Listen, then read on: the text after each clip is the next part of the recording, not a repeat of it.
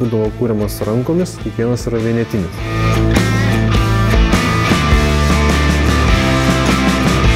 Penkių kilovatų, bet 88 km/h greitį gali išvystyti. Labai didžiuojamės, kad turime 3 motociklus, kurie buvo eksploatuoti tarpukario Lietuvos keliuose.